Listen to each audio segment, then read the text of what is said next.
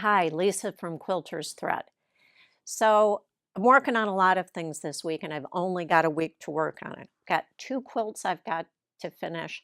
I'm going to try to focus on one at a time. It's a little tough for me.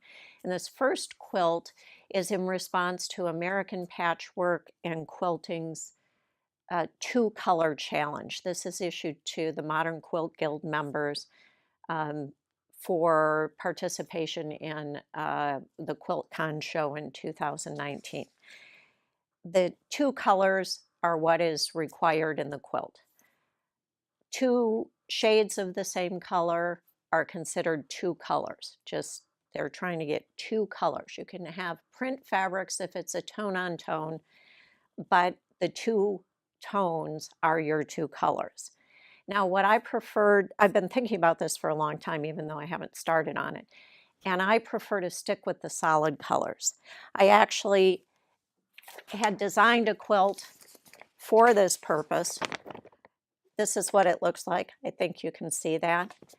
When I got looking at this earlier today, I decided I have a much better idea for this design, that I prefer to use more than two colors.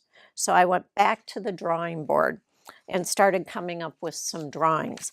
And I like this idea of using the solids and creating using gradation of size to create some visual movement.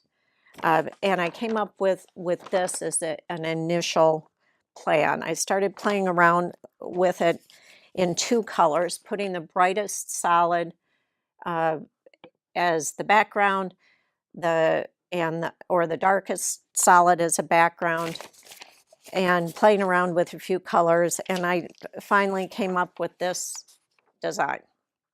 This is what I was going to make, but we've just come back from a summit on making traditional quilt blocks your own, and a couple of the participants did really cool things with the Drunkard's Path blocks, and I thought, well, we've got some visual movement that implies curves here.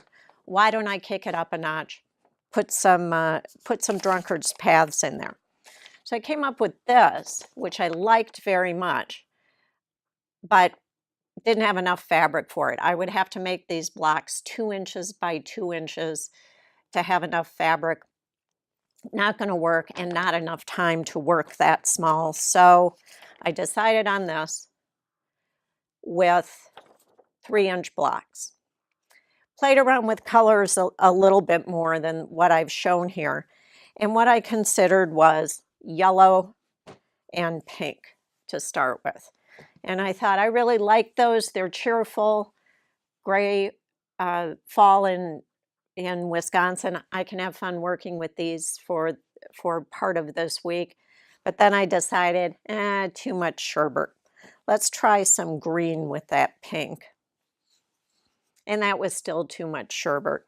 So back to the stash. Decided on jewel. So jewel and green, jewel and chartreuse, jewel and moss. These are the colors I decided on. I'm going with this plan. Let's see if I can get it done.